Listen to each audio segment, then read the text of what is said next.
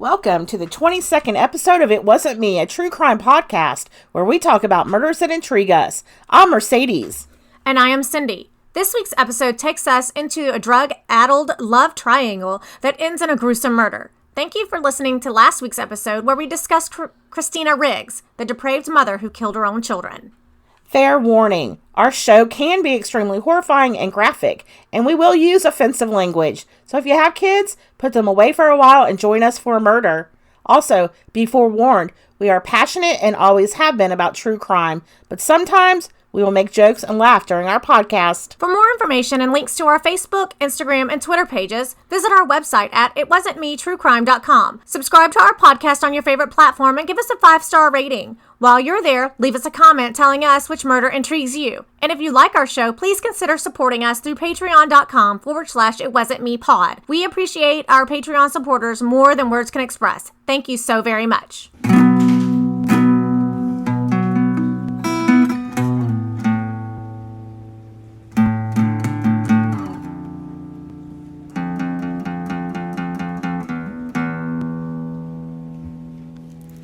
Hey Cindy, how's it going? It's going really well. How are you? I'm pretty well, thanks. It's been a long week and I'm glad it's over. Yes, it's been a very long week. I'm very tired. Aw, I'm so sorry. It's okay. Hey, we're podcasting. It's couldn't be better today, right? Correct. That is very true. All right. So I have some news. We received a call from someone who reached out to us pertaining to our very first episode about Tiffany Saborin. Really? Okay, Yes. So let me tell you that if you haven't listened to our first episode, that was about 13-year-old Tiffany Saborin who was murdered. And she was murdered in St. Charles County, where I lived at the time, and it really rocked our community. I remember it. I knew a lot of people who were personally affected by it, and I had a lot of questions during that first episode about things, and the listener called and clarified some questions I had regarding some rumors that I'd heard about how Tiffany was found, and the caller did confirm those rumors. So we're going to let you hear what she said. I started listening to your podcast because I worked on the case with the prosecution that dealt with Tiffany Saborin's murder, and she was field dressed like a deer. The force that it took to take her head off was multiple times. And looking at the photos, you could tell that the person had never, ever done anything like that before. And it was absolutely as horrific as you could possibly imagine dying.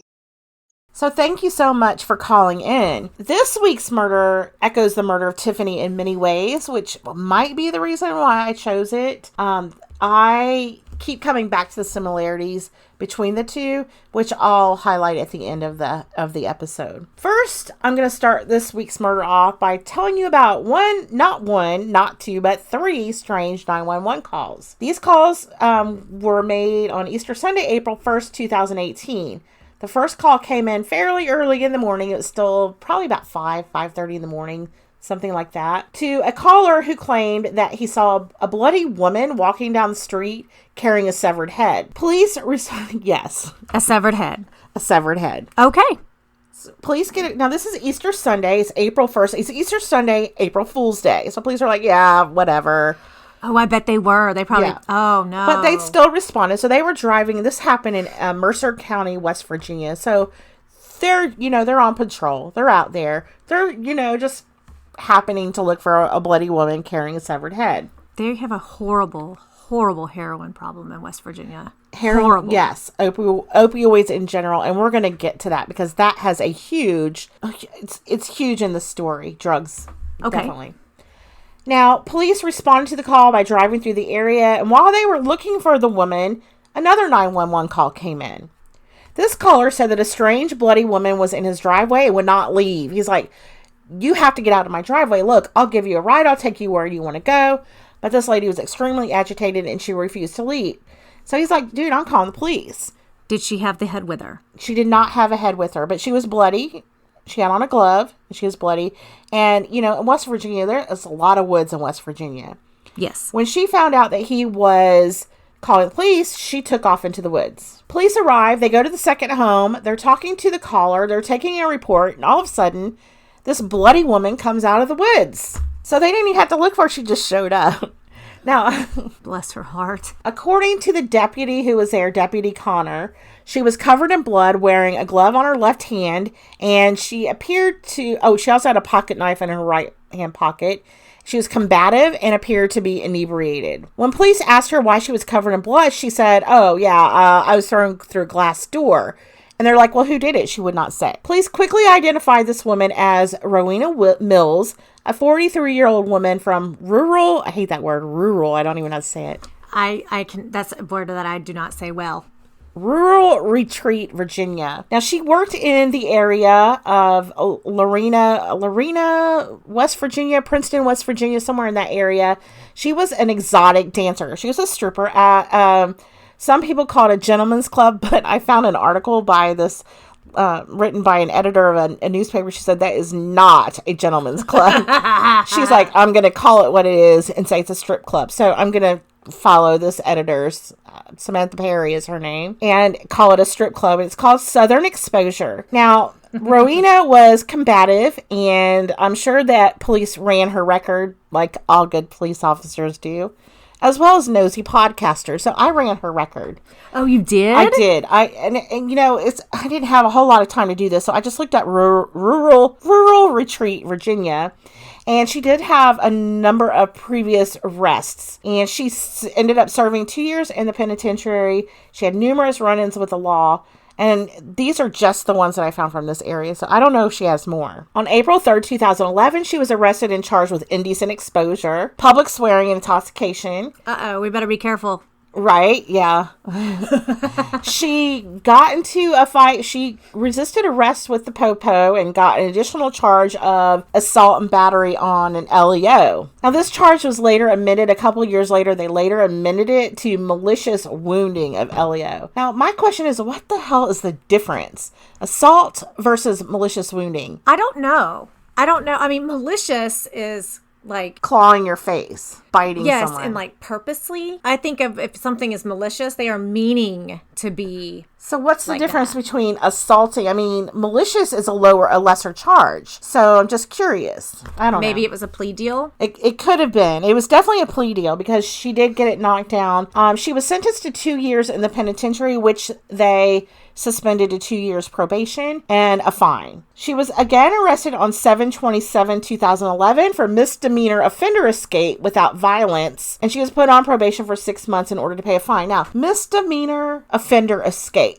Would that mean maybe she got pulled over for a misdemeanor and then she fled? That's what I'm thinking. What did we call that here? I don't know. Fleeing the scene or eluding police officers. Yes, yeah, that's fleeing it. and eluding Yeah. or something like that. So that's a possibility. What that could have been, I'm not sure. Now, on September 6, 2011, she was again jailed and fined. She was jailed for 10 days and fined for indecent exposure. She liked to show her tatas or something. That'll put you in jail unless you're at Southern Exposure. Right. Exposure. And even then, I don't know, West Virginia makes you cover your nipples or not. Oh, they might. I don't know. Some states make you cover your nipples or Yes. wear a bikini or something. All right. On May 5th, 2015, she was arrested for providing false identification to an LEO and spent 20 days in jail. And then on February 23rd, 2017, she was arrested for driving under a revoked suspended license, but then later she was found not guilty of that. So she must have paid her fine or whatnot. So that's what I could find on her. Obviously, she was combative whenever she was around law enforcement, and it was no different this time. She did kind of fight them a little bit. She's this bloody woman on someone else's property. She refuses to leave. The police are called. The police get there. They're questioning her. She turns combative, and so they arrested her. Now, while she's in the backseat of the car, she's raving and she's screaming. She's screaming repeatedly that she needs to finish her job and that the police need to take her back and let her get her heads. Heads? More than one? Multiple? Yes, that's what she said. Oh, shit. Okay, so they take her to the jail, and while they're booking her or whatever, she says to them, I've already got one body. You guys ain't nothing. You know, the police thinking of her as just this crazy, raving, mad woman. But then they get a third 911 call. This is later in the afternoon. And the call comes in from Samantha Muncie. She called to report that she stopped by to check on her son, her 29-year-old son, Bo White. He hadn't been answering his phone. She stopped by to check on him, and she found that he was murdered, that he was missing his head. Oh, no. Yes. So here we have a lady who's walking down the street, bloody with a head in her hand. We arrest her later on, and she was bloody. The police just assumed she had been thrown through a glass window, whatnot. Now they know there's a man with his head missing. Well, it was likely her who took his head. Right. That she's the number one suspect at this point. Okay.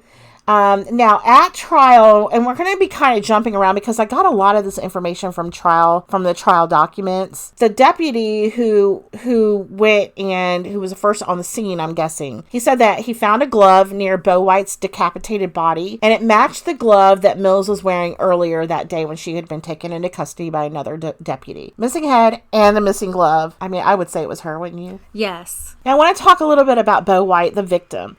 He was 29 years old when he was murdered. And at trial, the prosecuting attorney kind of described him as a sickly, introverted boy who was 29 years old and played with Star Wars figures. I'm not sure how much of that is true. I think he just wanted to paint Bo White as being very vulnerable, which I do believe that Bo White was. But he was a man, not a boy. Right. I mean, if there's not anything else that states that he was, his mental capacity was diminished or something of that nature, then that is kind of insulting to the family, to him. Right. To say, I mean, so what, he plays with Star Wars figures. Lots of grown men do. My grown man does not. But well, my grown man plays with baseball cards. Okay, that's similar. I mean, if you've got some Star Wars figures that are collectibles, yeah, you're gonna look through them and figure out what they're worth or whatever. That's a good point. Now, he did live alone. I mean, he was a grown man. He had his own place. He had money. He was, thanks to a disability check. So his friends and family described him as a loving son, a loving brother and friend, and a miracle child. When he was 15 years old, he fought for his life through a rare kidney transplant. He is survived by his loving mother, Sam, 2 sisters, whom he was very, very close to, his grandmothers on both sides, numerous aunts, uncles, and cousins, and a best friend who lives in Virginia. Now, they didn't mention his daddy. His daddy's still alive. He gets the Daddy Award of the Year. Oh, awesome. Yeah. Bo's celebration of life services were on Saturday, April 7th, 2018, only a week after his grisly murder. That was pretty quick. Pretty quick, yes. I mean, for a murder investigation, for them to release the body and that sort of thing, sometimes that takes a lot longer. Yes. Okay, according to the Associated Press, forensic pathologists testified at Mills' trial saying that Bo White died from multiple sharp force injuries. He had 13 stab wounds to the chest. He had 2 to the neck, 2 to his abdomen, and 1 in the back. And when they found his head, there were 37 wounds on his head. Well, Jesus Christ. Yeah, it was pretty Holy grisly. Crap. I mean, how did she subdue this? He was a man. He was 29. He was a 29-year-old man. How was she able, does it say how she was able to subdue him? Okay, well, we're going to get to that in a little bit because that does come up on the defense. Okay. So, that's what the defense asked. Now, according to our prosecution, Bo White is sickly, and he was quite thin, kind of not a big man. You can tell that he had some health issues. Okay, so maybe he was just weak. And it could be. Okay. He was also on some major medication for his disability. So that can also render one a little bit weak. Yes, this is true. Or possibly it wasn't her. So we're gonna figure that out. Oh, okay. Now there is a lot of evidence against Mills. They had been busy that whole week. They had been busy gathering up evidence against her, and it did not look good for her at all. So they found the bloody glove near White's body, which matched the bloody glove she was wearing when she was arrested. She had a cut on her hand that looked like a slice from a knife. She was found in possession of White's medication, which he had just gotten his medication. Also a large amount of cash, and authorities believed that cash belonged to Bo White because he had just gotten his disability check. Okay, now his medication, does it outline what medication she was in possession of? Whatever it was, it's something that all the druggies wanted because he is a very popular guy like certain times of the month. Oh, oh. Now, they found numerous texts to friends after the murder, and one of them said, "Let's party," which, they painted that as, oh, look, I've got all this money and I've got these drugs. Let's go party. Now, she also requested the help of a man with the last name Fleming. And I'm going to go into more details on this one later because he actually testifies. She was the last person to have been seen with Bo White. There's also text messages between him and her saying, I'll be over there in a little while. And that was around 10:35. Okay, so he was not a stranger to her. No, he was not a stranger to her. Okay, so this is possibly, what do you say, a crime of opportunity? Is that? Yes, I would say that. Okay. And in addition, one of the 5 kitchen knives used to stab Bo was found in her car. She's not very bright, is she? Well, she was inebriated or she was on something at this point. So, yeah, no, she wasn't. But now, you ask, how did she meet someone? How did Bo White meet someone like Rowena Mills?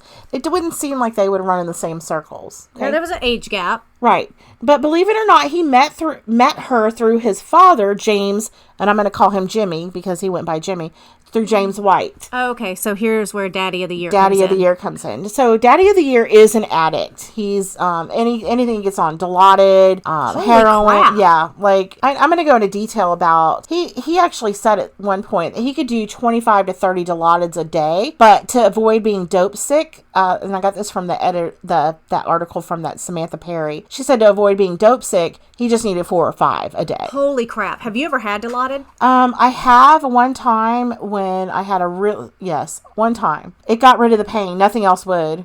Right. It's super strong. It's like stronger than morphine.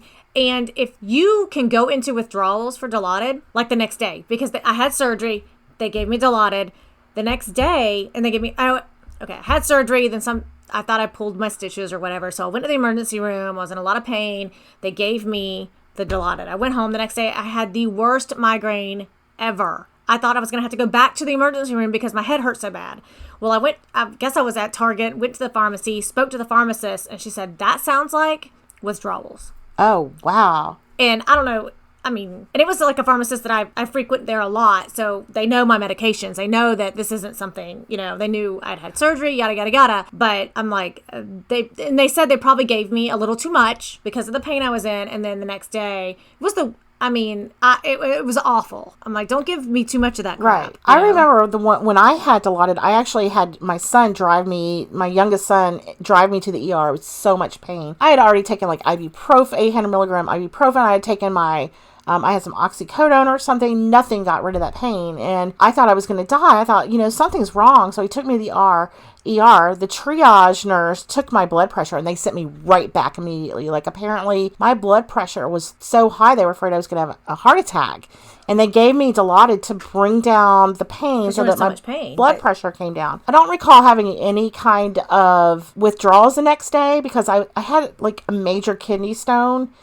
And so I was like drugged up anyway. But I don't know. I never had like withdrawal symptoms from any of that stuff when I get kidney stones. So I don't know that. And that's not the only time. That was the first time I had ever had it. Right. Because I had the pancreas issues and that was part of it. So I don't know. I didn't ever have that kind of reaction before. It could have just been I had a migraine the next day. I don't know, but the point is that's some strong shit. That's some strong shit. Yeah. Okay. All right.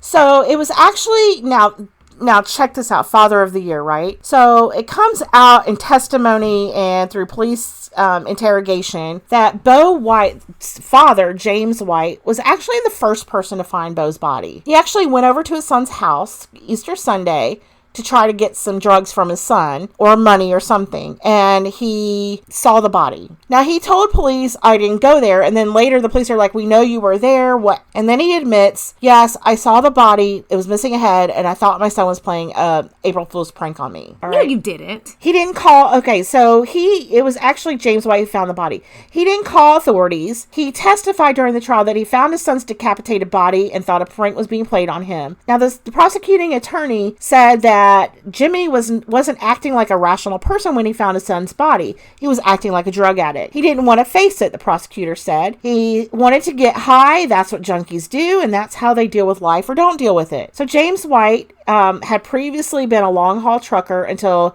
he lost everything he had after becoming addicted to painkillers. Yeah, that's what happens. Yep. In 95 or 96, when he was still a trucker, he met Rowena Mills at the Southern Exposure Strip Club in a little town in West Virginia. They were both involved in the same drug subculture, and they became lovers. James White also acknowledged that 4 or 5 years before the murder, he had a falling out with his son because he said that his son was trying to sleep with Mills. Now, he indicated all of that was water under the bridge. He also testified that he, his son, Mills, and another lady named Mandy were together on the day before Bo White's death.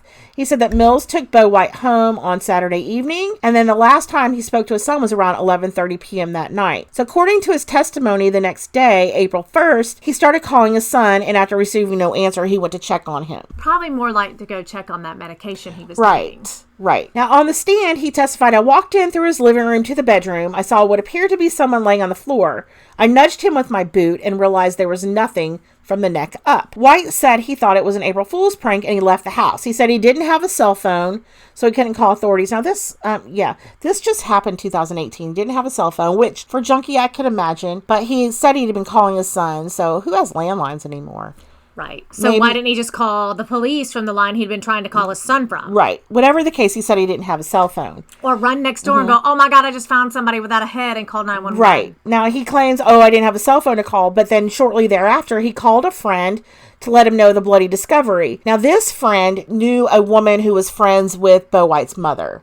So Bo White's mom and Jimmy White were no longer, they weren't together. Right. Okay. So she's not even running in that circle. Like Bo's mom doesn't run in that circle, but She got out. The guy that Jimmy White caught, and this is kind of confusing, but Jimmy White is Bo's dad. He found his son's body. Okay. So he doesn't call authorities, but he calls this other guy. He's like, yeah, I just saw my son dead. His head's missing, blah, blah, blah. Well, this guy hangs up. He's like, oh, that sounds weird. So he calls one of his friends, who happens to be a friend of Bo's mom. So he calls this lady. He's like, yeah, Bo's dad just called and said Bo's dead. So then the lady hangs up and calls Bo's mom. So it's kind of like playing, what's that phone? What's that game called? Telephone, where one person calls the other. And so Bo's mom starts calling his house. It's like a phone tree. Right? She starts calling his house and there are no answers. And so she's like, okay, I need to ride over there. She kind of knew if he's not answering, he always answers. Something's not right. And now, to face this nightmare. So she goes over to her son's house. Now, before I get to her going over there, I want to just say that James White said that he needed to shoot up. That's why he didn't call anyone. So he went looking for drugs. He also said that he initially lied to police about going to his son's house because, he didn't want to get involved with the police. And he also didn't want to admit to visiting the house and seeing the body until after a couple different interviews. So he lied to the police at first. So he was slap out of his mind. Right. Wait, whether it was he was already high or that he was just so jonesing for the drugs that he just was like, no. I mean, people sell their children for their next high. Right. This is not surprising to me. No, it's unfortunate. It's sad. It's very sad. It's extremely sad. Now, the mom ends up, let me just finish this. According to testimony from several people after his son was killed, Jimmy White was vigorously searching for drugs to get his fix. So he was going through his son's stuff, searching through his pants pockets. He was looking for drugs and money. And of course, there was nothing there because all the money and the drugs were found on Rowena Mills. Do you think that he even really understood or comprehended that was that his son was dead, or was he just? Do you think he could have possibly been just so shot out that he couldn't? Couldn't comprehend it. Yes, it's definitely possible. What I will say is that this is a defense attorney's dream right here. This man, right? Yes, I would say so. Because Rowena Mills, who is his girlfriend, was sleeping with his son, and so it was kind of like a crime of passion, is what the defense attorney is going to say. Okay, but the dad didn't do it, or did he? Or did he? Okay, so under cross-examination by the defense attorney, and his name's Bell, I didn't get his first name, but he attempted to create reasonable doubt by casting Jimmy White as the murderer. like I just said. He hammered White on Mills's sexual relationship with Bo White and questioned him fiercely about why he didn't contact police when he first found his son's body. He says, your son was lying there in blood with no head in his own bedroom, and you expect us to believe you thought he was playing a joke on you? Bell also noted that it took James White 20 years to get Rowena, and then she started going out with his son. James White said, she was not sleeping with my son. And Belle said, you would be upset about that, wouldn't you? What really, I mean, if I walked in my house and I saw a scene like that, the first thing in my mind, first off, I wouldn't even think that today's April Fool's Day. And was his son that kind of practical joker like that? So that would have been something? I mean, that doesn't make sense to me for him to say that. So, I don't know. I mean, did he try to use that as an excuse? I'm like, my kid's a practical joker. This is something he would have done. Yeah, I didn't see that anywhere. I didn't see any kind of mention of Bo White being practical joker. I really couldn't find a whole lot about the victim at all, except for, what I read in his legacy and his obituary. I found nothing negative about this young man at all. Because it wasn't there. No. Now, during the testimony, there was a friend of Rowena Mills who testified, and this guy was a Navy veteran. He served in the Navy for 20 years. He served in Vietnam, and he testified that he came to know Mills when she took care of him, and these are in quotation marks. She took care of him for a couple of weeks. I bet she did. Yeah. So he said that he had health issues, and she would come and go, and he testified that she was at his house the Friday before it happened. He said that she cleaned his house, she stayed the night with him, she left at around noon on Saturday. He said that she wound up that night coming over. She wanted gasoline and a chainsaw. He said she was agitated, she was very determined to do something, and she had a bleeding cut on her hand. He's like, I didn't ask her about it because she was agitated. He said when she wanted the chainsaw and gasoline, she said she was having a bonfire. Now, Fleming continued, I gave her gasoline, but not a chainsaw. He stated, I don't allow my tools to leave the property. Investigators did find 10 gallons of gasoline in her car. Her car was out of gas. She needed gas. Oh, okay. Okay, so I don't think she was going to burn anything, or I don't know if she was or not, but she also didn't have any gas in her car. But what the hell did she need a chainsaw for? I mean, sure, hopefully it wasn't what I think. Well, what do you think she needed a chainsaw for? Cut up that poor boy? Yes. Now, Fleming also testified that he believed that Mills was under the influence at the time. He said that he received a lot of calls from her that night. She called him half a dozen times wanting me to come get her, he said. He explained that he told her no because he doesn't leave his property after dark. So don't borrow my tools and don't ask for a ride after dark. Because I ain't coming to get you.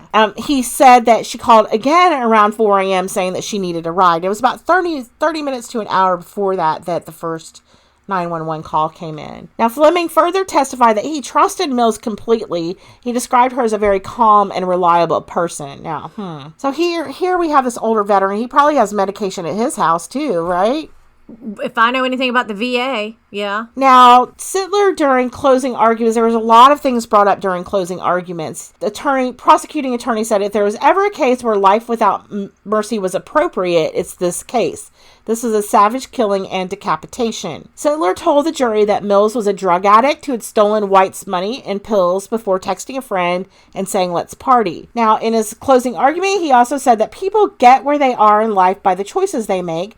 Mills was a drug addict, but nothing had been heard at trial about whether she had any mental illness. So nothing at all about mental illness. Okay. But I will say that she came to court one day with no tattoos on her chest, and then she came in another day with a lousy-looking jailhouse tattoo on her chest that said, Special Kinda, Kinda Crazy. Special Kinda Crazy was tattooed like a kindergartner wrote it on her chest. On her chest? On her chest, yes. Ow. She must have gotten that in jail somehow, right? Yeah, because she was being held at this time, so yes. It was a straight jailhouse tattoo, and it's not like they have professional machines in there. Right. Now, he also spoke about the defense's theory. Now, the defense was trying to paint Bo White's dad, Jimmy, as the bad guy. You're the one who murdered your son. Well, he wasn't a great guy. Right. The prosecutor spoke about the defense's theory about Bo White's father, Jimmy White, was supposedly the person who killed him. Mills had known Jimmy White since 1995 when he was a truck driver, probably a drunk truck driver. And he says, is Jimmy White as clean and pure as a driven snow? He said, no, he's a flawed man. Was Jimmy White complicit in his son's death? He says he was possibly involved. The prosecution did acknowledge it could have happened, but there was absolutely no evidence of him being there. What is evident is that Jimmy White was responsible for bringing this woman into Bo White's life. 100%. He also outlined other evidence and testimony. So he had a summary of the cell phone traffic obtained from Bo White's cell phone, which was found on his decapitated body. It showed that the last message Mills sent to him was about 10:35 p.m., March 31st, 2018. In the message, she said, "I'm trying to get my things. Give me a few minutes." So he was expecting her to come over. Now, why Mills was visiting Bo White had not been determined, but the prosecutor said that trading pills for sexual favors was one possibility. He said that happened a lot at Southern Exposure, where the strippers would, give sex for drugs. Right. It probably happens a lot. Again, in a lot of places. Yeah. Anywhere in the United States, right? Yes. He again described Bo White as an awkward, sickly shut-in who didn't have a real life. And I don't know, again, how true that is. Gosh. I don't know if I believe that or not, but whatever. Was his mother okay with him describing her son this way? Well, I don't know. The mother was there for the entire proceeding, so... She was not? She was. Oh, okay. Yes, she was there every day, if that's mentioned in a minute. But the prosecutor said his father had introduced him to a manipulative woman. She knew Bo had a pocket full of pills and a pocket full of cash. He also said that during Friday's interview, Jimmy White may have been more involved than he would admit. Now, this is during an interview after the trial. Sorry. Right. Prosecutor said that, yeah, sure, Jimmy White could have been involved more than he would admit, but the evidence overwhelmingly incriminates Mills. Yes. I mean, all of those things. Just, the first things you rattled off in the beginning. Right. And then, as the story progresses, she's not getting away from this at all. Right. I mean, she's definitely involved. So back to Fleming, again, in closing argument, he's bringing up Joe Fleming, the Navy veteran, about the gasoline and chainsaw. Now, the prosecutor says, yeah, she knew he was a veteran and had seen situations that were beyond her experience, and that she wanted him to come and help her dispose of and get rid of the body. She figured, now, I don't know if there's any truth to this, but this was brought up at the trial. Well, she might have thought that, but he clearly wasn't leaving his property. That's right. Wasn't giving her his stuff. Right. So she can think that all freaking day long, but she didn't know her friend very well. Right. So the prosecutor says when Bo White was lying on the floor of his home, Mills realized there was a body that needed to be disposed of. Mills texted people from midnight to about 4:30 a.m. trying to get people like Joe Fleming to help her. When Fleming would not let her borrow his chainsaw, the only tools she had on hand were cheap kitchen knives. Ugh, she hacked at this poor boy. Man. Now, he compared the task of severing Bo White's head with cutting up a chicken, saying all that flesh and bone is hard to cut with a good knife. 5 cheaply made kitchen steak knives were presented to the jury as evidence, one of which was found in Mills' car at the scene where Bo White's headless body was found. The knives were bent and bloody. They were not destined for that job, is what the prosecutor said. Jesus loves me. They actually compared him to a chicken? Yes. Yes. I don't even know what to say. He also says that that Fleming testified that Mills had a cut on her hand when she came to get him, asked about the chainsaw. He said maybe she got started, decided it was too much work. It hurt. She cut herself, and that's when she went to get the chainsaw. She couldn't get it and had to go back and use the knives. Okay, so she didn't have blood. She wasn't all bloody, obviously. Yeah. When she visited her friend, Fleming? She had blood on. She had a cut, so that might have been, if she did have blood, he might have just, put it to account of that. Right. Now, according to the Telegraph, which is another newspaper article I found, Jimmy White first met Mills while she was working at a well-known, and I already said that. They later became lovers, and in the testimony, Jimmy White acknowledged that he and his son had a falling out because of his son trying to sleep with Mills. Now, the defense also pointed to the fact that Jimmy White had admitted to being at his son's home looking for pills after his son had been killed and didn't call police. Jimmy White told the court he thought it was an April Fool's prank, and he found what appeared to be a headless body on the floor of his son's home. Defense attorneys also questioned the presence of hairs found in Bo White's hand during the autopsy. So they did find some hairs in his hand that were never sent off for DNA. Of course they weren't. Right? God forbid. Now, those hairs had not been initially sent for analysis. The prosecuting attorney said the autopsy report was released 8 months after it was completed, and that their hairs have since been sent to be analyzed. He says that if that hair contains DNA from someone other than Rowena Mills, then we'll prosecute another suspect for involvement. He said the hairs, no matter who they belong to, does not exonerate her. No, not at all. Not with all that evidence that they have on her. Now, the defense in their closing argument urged Mills's jurors to find her not guilty. Bell tried to convince them that she was not strong enough to take the head off the victim, like we talked about earlier. He stated that there was zero evidence of Mills and Bo White having a problem between them. The only problem occurred when James White, who had sexual relations with Mills for years, got angry when Bo started having a relationship with her. Bell then said that Mills was invited to Bo White's home that night, and then James White also called that night and had a brief conversation with his son, who was murdered shortly thereafter. So they're really trying to pin it on the dad. They are. And they're trying to at least create reasonable doubt, right? Yep. Our theory is that Jimmy White was jealous of her relationship with Bo, and Jimmy White is a terrible person. In this theory, James White called about 10:51, found Mills and his son together, and murdered his son in a jealous rage. Mills was shaken by the experience, so she left the home. Now, the autopsy report showed that Bo White had died in a violent attack, which included blows and stab wounds, which required a lot of strength to inflict. Bell said he had seen such cases both as a defense attorney and a prosecutor, and as an old prosecutor, he said that they call that a crime of passion. Someone with a lot of strength and a lot of rage had to kill this man. Now, Mills's car was found in Bo White's driveway. Sure, it was in his driveway, but she got agitated and had blood and injuries on her when she was found, which was not her blood, but White's. So, does she give her account of what happened? She did not testify, no. Okay. She didn't tell the police anything? Not that I saw, no. She probably said, it wasn't me. She contacted an attorney pretty quickly. Right, I mean, this woman's been around the block with the law. Yeah. She knew to be quiet. Right. Now, only 3 months ago, in December 2019, after less than 2 hours of deliberation, a jury found Mills guilty of first-degree murder. In January 2020, only about 2 weeks ago, she was sentenced to life in prison without mercy, which means that she will never be eligible for parole. So in West Virginia, you can get life with mercy, which means that after 15 years, you're eligible for parole, or you get life without mercy, which means that you are in there till you die. It's kind of like Virginia's that way too, right? Yes. Okay. Mm-hmm. The prosecuting attorney said after the verdict, she savors what she's done. She revels in it. She thinks it's the greatest achievement of her life, and I think that's what affected the jury. So the jury was he says the jury was affected by her demeanor. But yes, she was not remorseful at all. Oh, yeah, you got to show remorse, or fake it.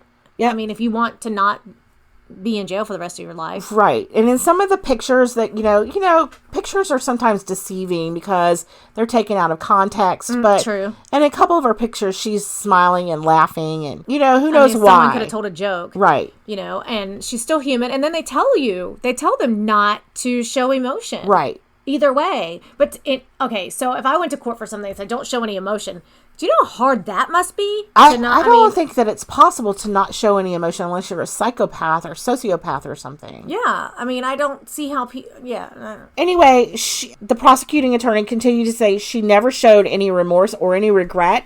It was a horrible crime, and the mother of the victim had been present throughout the whole ordeal.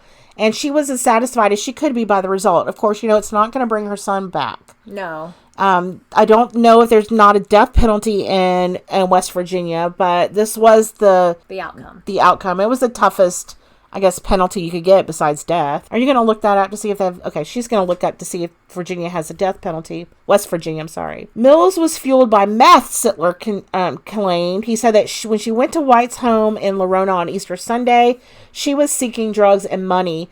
He said that there was evidence that indicated that she had abused methamphetamine on her way there. So while this would have been a run-of-the-mill drug robbery, because that's a huge thing in West Virginia. So this prosecuting attorney is also kind of trying to clean up the area. And he says that she was unhinged by the drug, and that's what resulted in the brutal slaying and decapitation of this young man.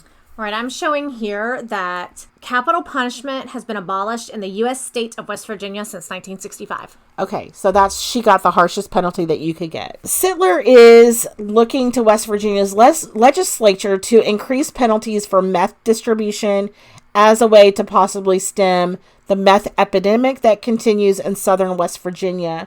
He said there's no question that this insidious drug is causing violent and unpredictable behavior. He says that the Virginia woman sentenced to life in prison with no chance of parole for the 2018 murder of Bo White was another example of the horrible behavior that methamphetamine abuse can cause. That's what mething around will get you. That's right. But it wasn't just meth. It was just anything they could get their hands on. Like that subculture that I read about it in many articles, that subculture that's in that area of West Virginia, and not just that area of West Virginia, but other places as well, was rampant. Now, he has been backing legislation set to be introduced during the 2020 session that would raise sentences for meth distribution from the current 1 to 5 years to a possible 3 to 15 years. And I told you at the beginning that I was going to come back to why I kind of picked this murder. I don't know. Just the fact that somebody could chop someone's head off, and the force and strength that it takes, as we heard from the caller earlier. I noticed some similarities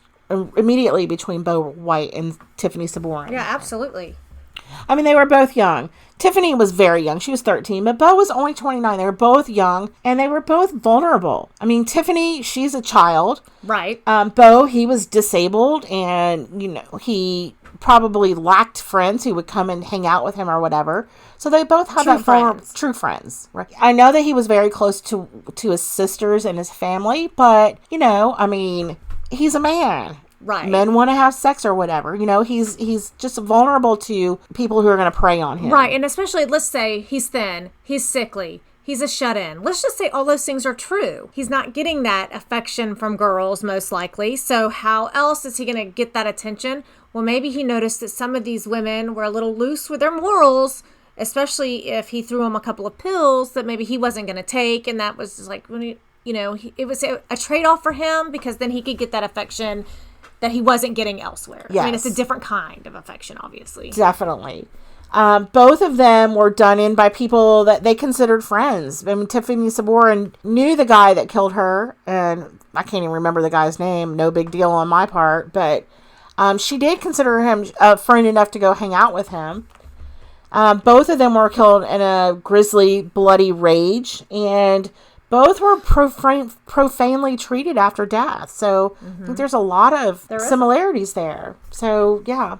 Anyway, I wanted to thank our caller for reaching out to us and answering our questions. And I'm not going to say her name because I don't know if she wants us to say her name.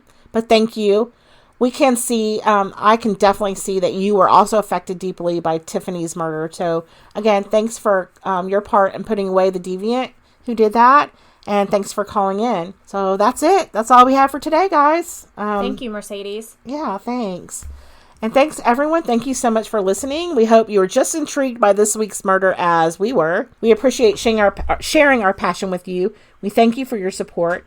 And if you'd like to support us even further, you can subscribe to our podcast, leave us a 5-star rating. While you're there, give us a comment about absolutely anything. Your subscription and ratings are essential to our success and help push us up the charts. So you can do this on your favorite platform.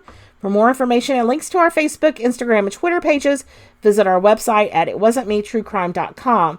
Also, be like our caller and call us if you know anything about this murder. We are so grateful to spend our time together and share our murderous stories. Thank you so much for listening to us and supporting us, and not thinking we are weird for our obsession.